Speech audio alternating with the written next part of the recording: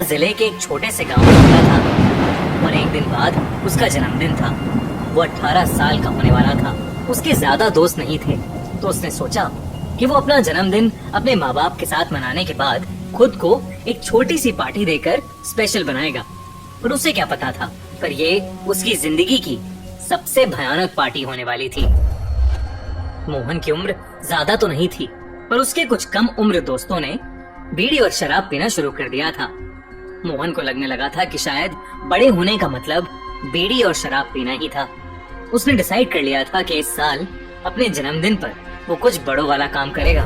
मोहन ने प्लान बनाया था कि वो स्कूल से आएगा, मम्मी पापा के साथ खाना खाएगा और सबके सोने के बाद अपने पापा की अलमारी से बीड़ी निकाल लेगा और एक प्लास्टिक की बोतल में उनकी थोड़ी सी विस्की डालकर अपने बर्थडे को सेलिब्रेट करेगा।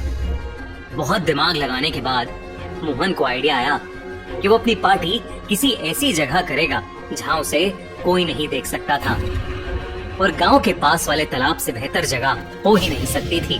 उस तालाब के पास रात के समय कोई नहीं जाता था, लेकिन उस गांव के लोग कहते थे कि 10 साल पहले एक लड़के की उसी तालाब में पनडुब्बा के हाथों मौत हुई थी। पनडुब्बा के बारे में मोहन ने कई चीजें सुनी थी। कोई कहता था कि पनडुब्बा उस तालाब में रहने वाला एक राक्षस था, तो कोई कहता था कि अगर उस तालाब के पास कोई जाता है तो कोई जानवर जैसी चीज उसे पानी के अंदर खींच लेती है। पर मोहन इन सब बातों में नहीं मानता था।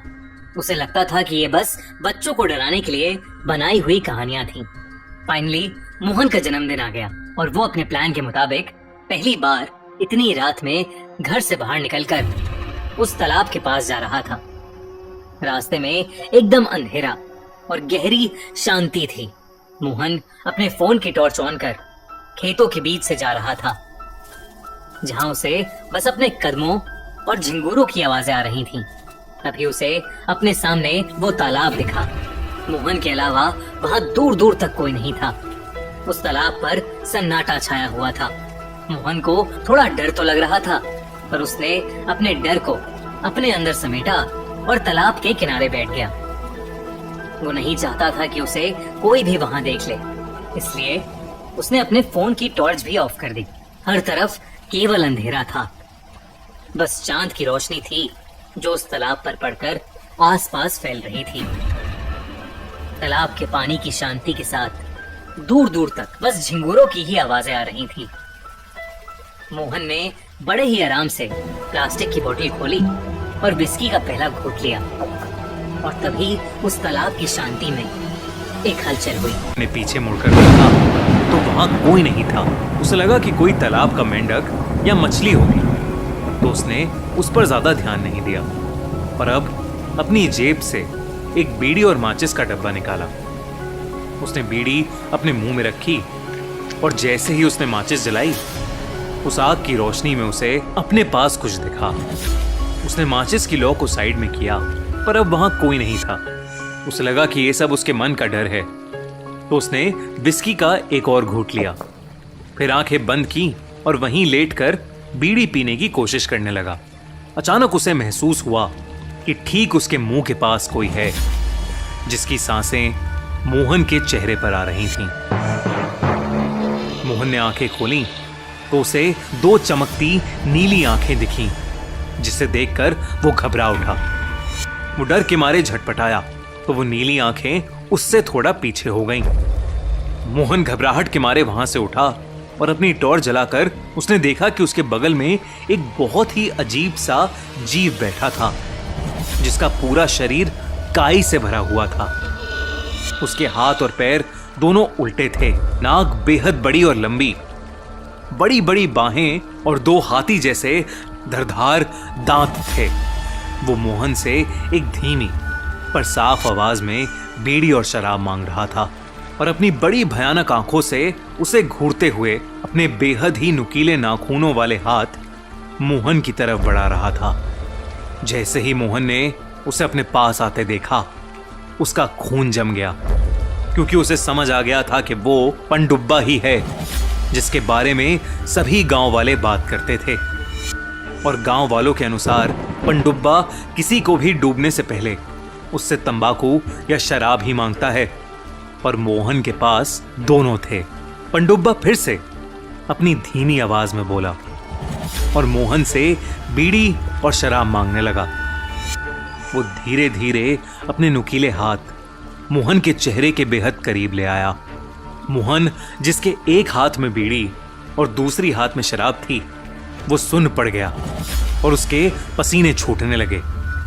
पनडुब्बा अब धीरे धीरे उससे बीड़ी और शराब मांगते हुए उसके और पास आ रहा था।